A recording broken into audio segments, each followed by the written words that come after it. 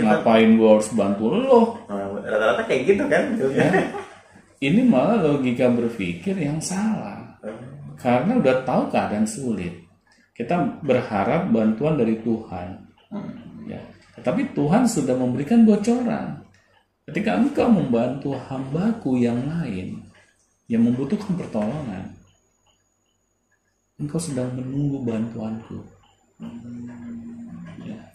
Betul. Datang kepadamu.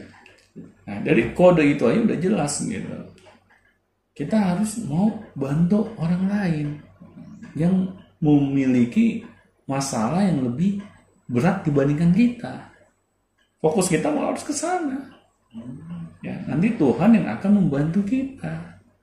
Dan saya sangat percaya hal itu. Ya. Jadi ada orang yang minta bantuan ke kita karena masalah ekonomi.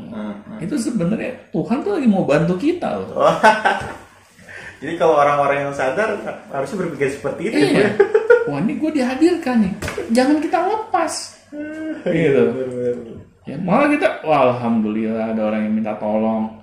Ya, di situ momennya gitu. Kalau kita mau menolong, Tuhan yang akan menolong kita. Ya, jadi jangan pas kita lagi dalam keadaan pandemik seperti ini, ya orang-orang serba kesulitan, terus kita malah sibuk mikirin diri sendiri. Iya, kadang-kadang kan malah kita bantu orang tuh jadi sedikit gitu. Kadang-kadang itu sulit. Kita harus balik logika berpikir kita. Itu kalau kita paham agama dan mau mengimplementasikannya. Bisa sampai begitu ya. Karena mengimplementasikan itu kalau kita paham. Tapi kalau kita tidak paham, yang ada ya sudah, kita ngikutin arus yang lain gitu. Kalau yang lainnya pada mengecangkan ikat pinggang, ya kita ikut-ikutan. Ya, kita jadi pelit karena kita melihat bahwa ini kan zaman susah. Umumnya orang-orang tuh pada mikirin dirinya masing-masing. Ya. Ini yang kita balik gitu. Ya, itu karena kita paham agama ya Pak. Iya, kita paham agama.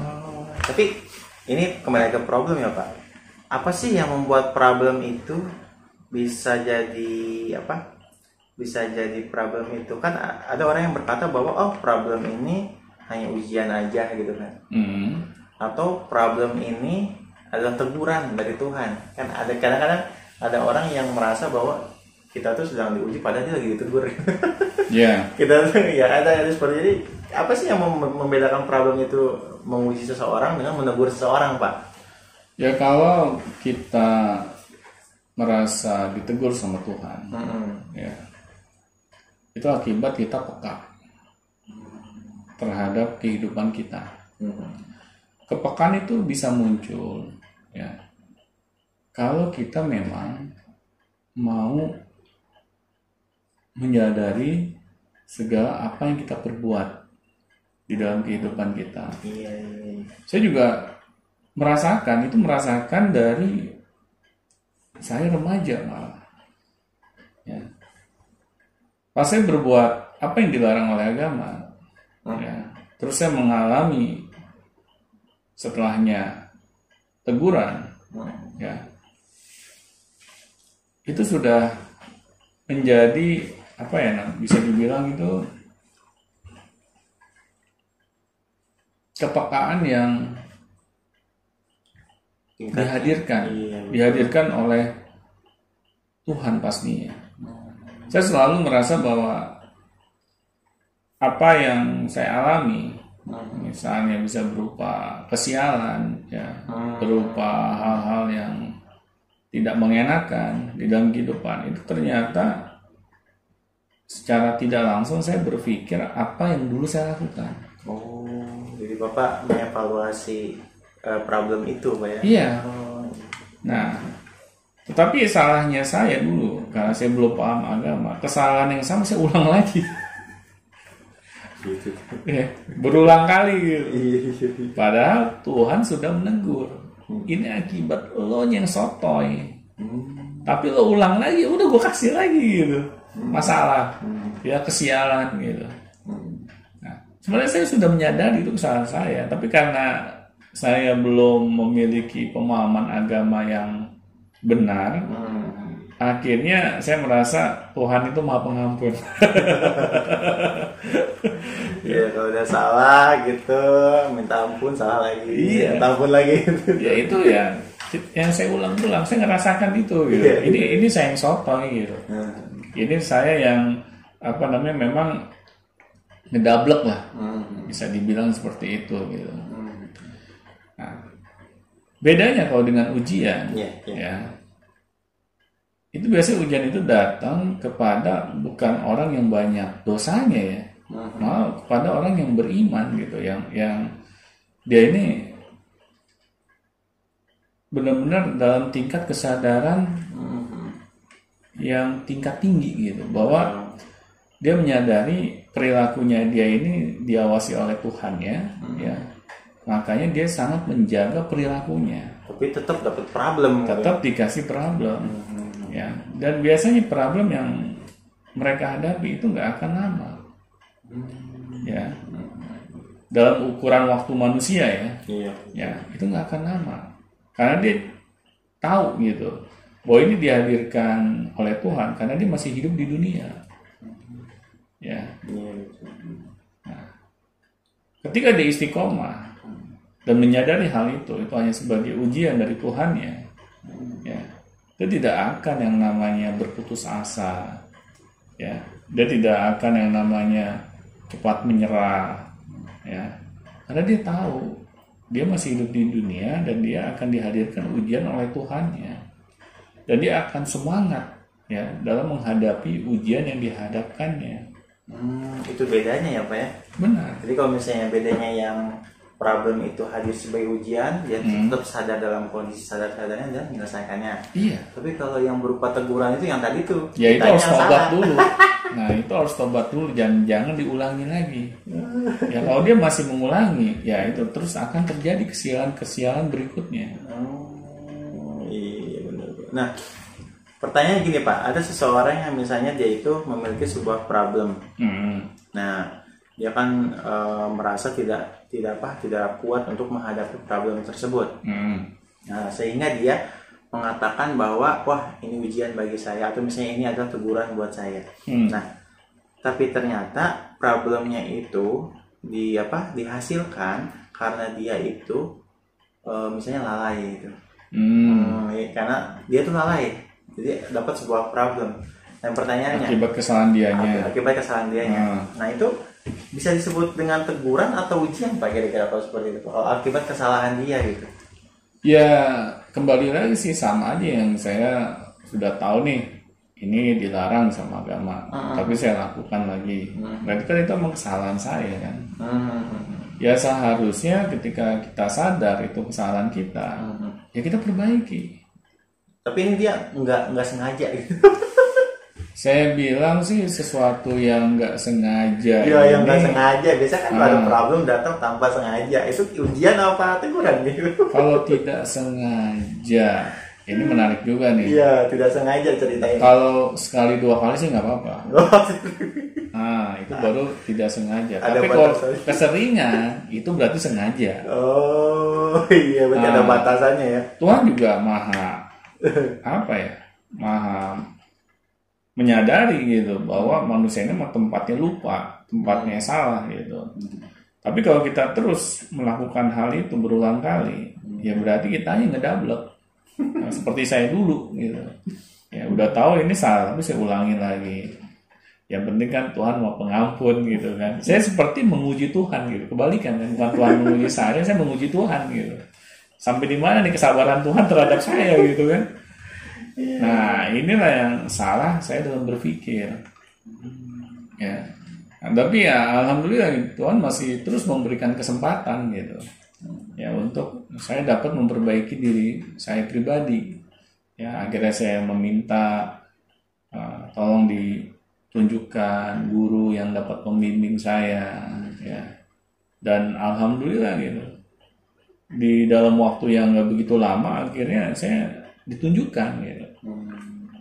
guru yang memang saya butuhkan. Nah, di situ ya. Iya. Terus ada lagi nih Pak, kondisinya banyak problem itu dialami itu adalah problem kesalahan komunikasi. Kesalahan komunikasi. Ya, misalnya ada sebuah keluarga salah komunikasi jadi menimbulkan problem, gitu kan? Dari hasil dari kesalahan komunikasi. Ya. Banyak yang seperti itu. Nah, misalnya gini Pak, ada seseorang, biasanya sih orang itu dia anehnya gini, anehnya orang yang diuji atau misalnya orang yang dihadapkan dengan problem komunikasi itu adalah orang yang belajar komunikasi. Ya.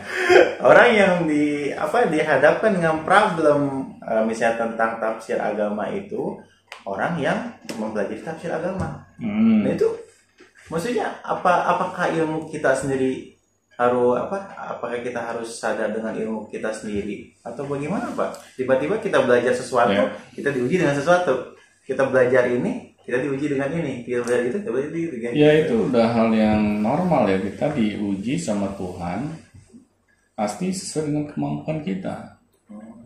Ya, kalau misalnya dengan ujian yang diberikan Tuhan itu kita nggak sanggup, berarti ada yang salah nih yang harus kita perbaiki dari ilmu yang kita miliki. Ya, karena Tuhan itu tidak mungkin memberikan ujian di luar batas kemampuan hambanya. Ya, tinggal kitanya saja gitu, mau nggak terus memperbaiki diri. Jadi semakin banyak belajar, semakin banyak ujian ya, Mas? Pastinya akan disesuaikan terus gitu. Ya, kadang dulu saya ngerasa, waduh kayaknya ujian saya ini yang paling berat nih. Iya. Ya, dibandingkan teman-teman seumuran saya. Ya. Itu saya ucapkan seperti itu ya pada saat saya belum memiliki ilmu yang dapat membimbing saya gitu dalam mengambil sebuah keputusan. Jadi merasa ujian itu berat gitu. Iya. Nah, tapi setelah pada saat umur saya seperti saat ini, saya merasakan bersyukur dengan apa yang saya alami dulu gitu. Ya. Dulu kalau saya tidak seperti itu, mungkin saya tidak bisa seperti saat ini. Ya. Ada hikmahnya juga ya berarti. Pasti ada hikmahnya. Problem gitu. itu ya. Iya, karena saya melihat gitu misalnya dulu zaman saya di SMA, saya melihat teman saya nih udah jelas gitu. Dia memiliki keluarga yang harmonis, keluarga yang saya dibilang normal gitu. Tetapi dia tidak mensyukuri apa yang dia miliki. Ya. Dia malah sepertinya apa yang dia miliki itu adalah hal yang dia tidak inginkan. Sampai saya tegur teman saya itu.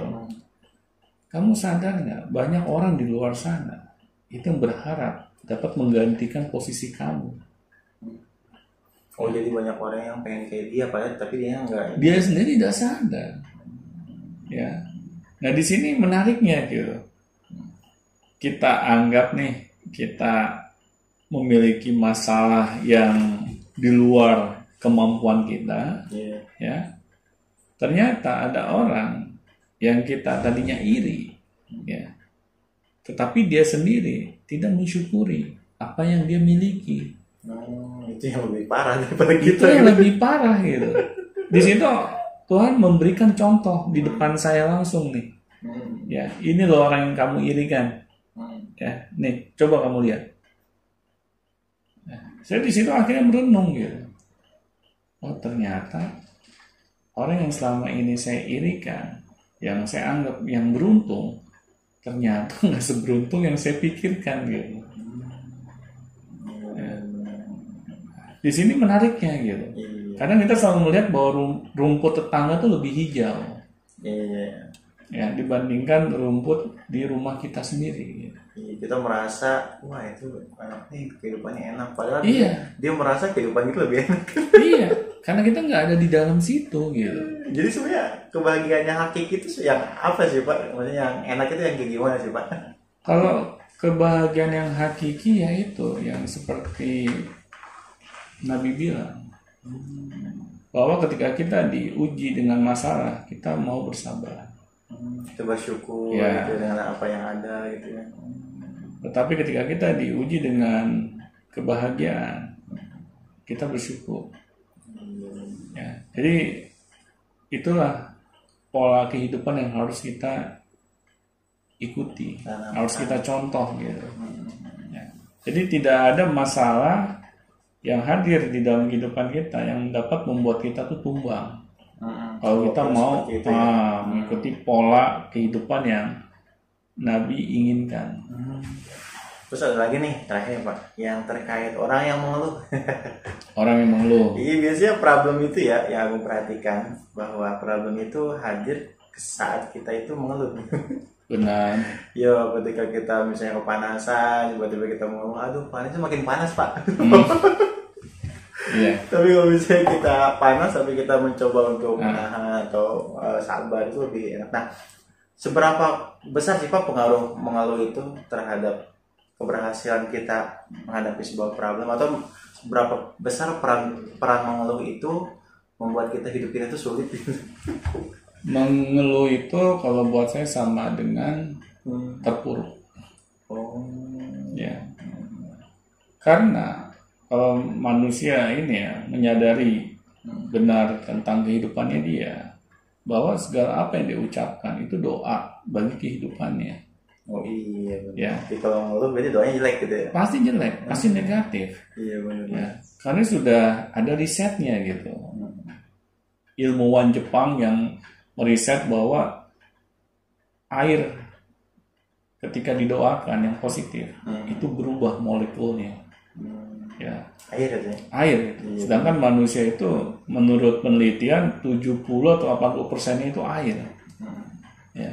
Jadi jangan kita menyalahkan orang lain ya kalau kita selalu mengeluh.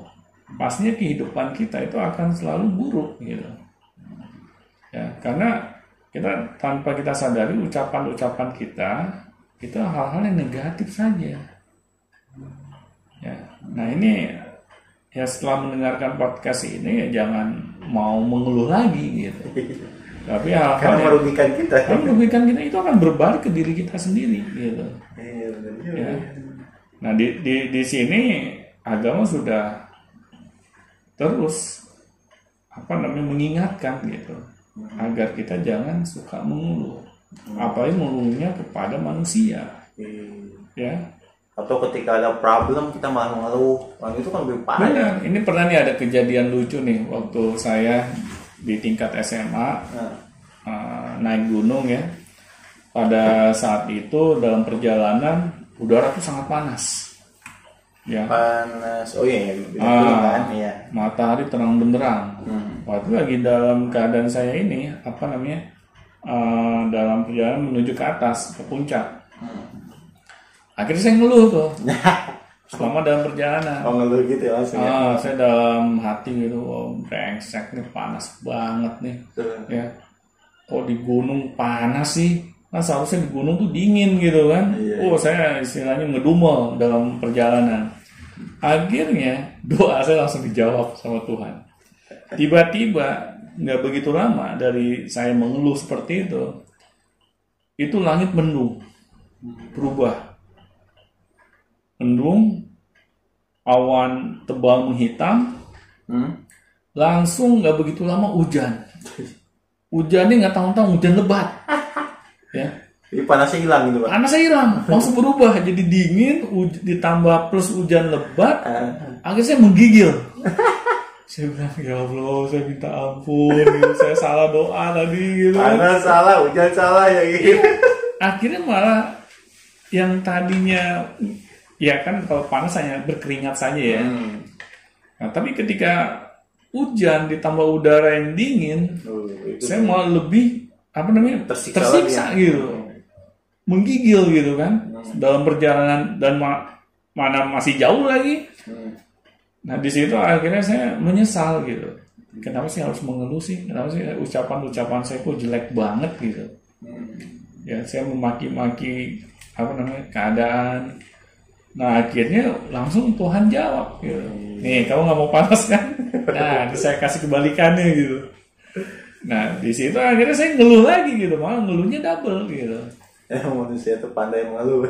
Nah itu, nah di sini jadi pembelajaran buat kita gitu kan, hati-hati dengan ucapan kita, ya selalu ucapkan hal-hal yang positif di dalam kehidupan kita. Karena kalau kita seringnya hanya mengeluh, mengucapkan hal yang negatif, Dan problem-problem itu ya. jangan salahkan kalau kehidupan kita tidak pernah sesuai dengan harapan kita. Dan problem-problem semakin banyak yang datang kalau kita mau. Iya. Nah, begitu tuh orang tua viewers kita. Jadi ketika kita dapat problem, jangan sampai kita berarah ke arah yang negatif. Iya. Tetap belajar ya, tapi seperti yang dikatakan tadi, tetap belajar, agama lebih penting, terus jangan mengeluh dan cari guru yang tepat ya Pak ya. Benar. Oke, mungkin sekian Pak Ya baik. terkait problem ini ya. Dan jangan lupa kalau ada yang ditanyakan lagi silahkan komen di bawah lagi, nanti kita akan bahas di podcast Beyond Notification selanjutnya. Iya. Ya ada apa Pak kata-kata dari Bapak terakhir Pak? Ya mungkin ini buat yang ngasih pertanyaan ya, apa yang tadi kita sudah bahas, mudah-mudahan bisa menjawab segala hal yang masih menghambat kehidupan kita. Ya. Jadi hal-hal yang tadi kita bicarakan itu tujuannya kita upayakan itu bisa menjawab dari pertanyaan yang tadi sudah disebutkan. Oke, baik. Nanti kita tunggu responnya, Pak. Oke, baik. Terima kasih Pak Doni. Sampai jumpa di episode Beyond Notification selanjutnya. Sampai jumpa teman-teman semua.